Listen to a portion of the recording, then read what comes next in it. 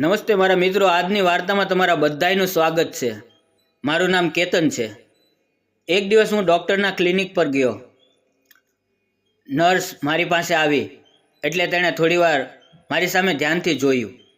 હું બસ મારું normal checkup કરાવવા માટે આવ્યો હતો અને નર્સે મારું ચેકઅપ કરીને મને કીધું કે તમે થોડીવાર બેસો, હમણાં ડૉક્ટર સાહેબ આવશે।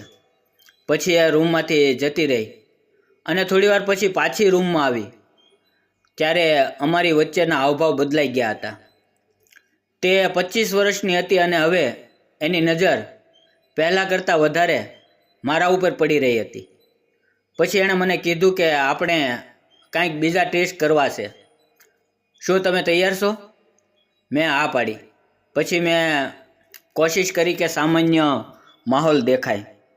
મને એવું લાગ્યું કે જે હું મહેસૂસ કરું છું એ જ તે પણ મહેસૂસ કરે છે। પછી એણે કીધું કે મારે કંઈક બીજું પણ ચેક કરવું છે।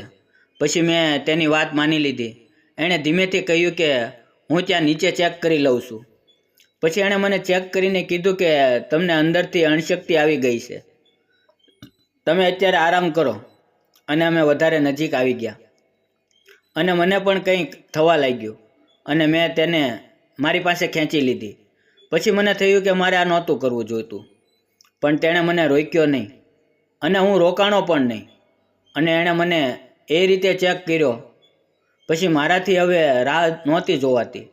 મને ગરમી થવા લાગી અને મેં જોયું તો તે હસી રહી હતી અને પછી તેને એની જ જરૂર હતી અને અમે બંને એકબીજામાં ખોવાઈ ગયા। એની આંખોમાં એક ચાહત હતી અને મને ખબર હતી કે એને પણ મહેસૂસ થાય છે। અને મેં કીધું કે તારું આ બધું કરવાથી હું પાગલ થઈ ગયો છું। અને તે ધીમા ધીમા અવાજે બોલી કે એ તો સારું કહેવાય ને। અને પછી એ નર્સ રૂમનો દરવાજો બંધ કરવા ગઈ અને પછી મારી પાસે આવી અને મને કાનમાં સાવ ધીમેથી કહેવા લાગી કે હવે શરમ મૂકી દે અને મજા લેવા દે। ત્યારે મને સમજાઈ ગયું કે મેડમ પણ એ જ ઈચ્છે છે જે હું કરવા માંગુ છું અને એ મેડમ તો જાણે કે ક્યારેય કાંઈ મોવ્યું જ ન હોય અને જોયું જ ન હોય એવી રીતે તૂટી પડ્યા અને મને પણ ખૂબ ખુશ કર્યો અને છેલ્લે તો મને પણ થકાવી દીધો। મેડમે પછી બધું પૂરું થયા પછી કહેવા લાગ્યા કે મારે આ નહોતું કરવાનું। એટલે મેં કીધું કે મેડમ એમાં પસ્તાવાનું ના હોય, તમે કોઈને ખુશી આપી છે અને તમને પણ ખુશી મળવી છે અને તમે જરા પણ ટેન્શન ના લેતા, હું તમે કહેશો ત્યારે ચેકઅપ માટે આવી જઈશ। અને પછી તેણે જ્યાં સુધી ત્યાં નોકરી કરી ત્યાં સુધી મારે ચેકઅપ કરાવવા જવું પડ્યું। પછી એની સગાઈ થઈ ગઈ એટલે તેણે મને ફોન કરીને કહ્યું કે હવે આપણે નહીં મળીએ અને હું આ નોકરી છોડી દઉં છું। પણ પછી મને એના પ્રત્યે એટલો પ્રેમ અને ભાવના હતી અને તેને પણ મારા પ્રત્યે એટલો જ પ્રેમ અને ભાવના હતી। પછી અમે બંનેએ પ્લાન કરીને એના લગ્ન પછી પણ થોડા ટાઈમે મારા ઘરે કોઈ ના હોય ત્યારે મળી લેતા અને એ પણ હર વખતે કહેતી કે તમારા જેવી મજા મને કોઈ નથી આપી શકતું, મારા પતિ પણ નહીં અને હું જ્યાં નોકરી કરતી એ ડૉક્ટર પણ નહીં।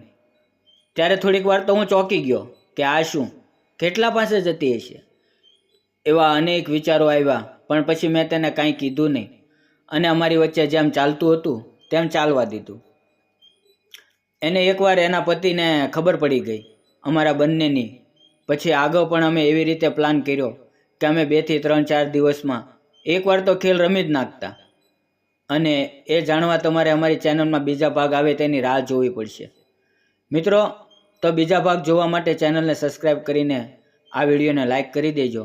વિડીયોમાં આવેલા નામ, પાત્ર અને ઘટના કાલ્પનિક હતા, એનો કોઈ પણ વ્યક્તિ સાથે સંબંધ નથી। આ વિડીયો ફક્ત મનોરંજન માટે બનાવવામાં આવેલો છે। વિડીયો પૂરો જોવા બદલ આપ સૌ મિત્રોનો દિલથી ખૂબ ખૂબ ધન્યવાદ। ફરી મળશું આવતીકાલે, ત્યાં સુધી આવજો।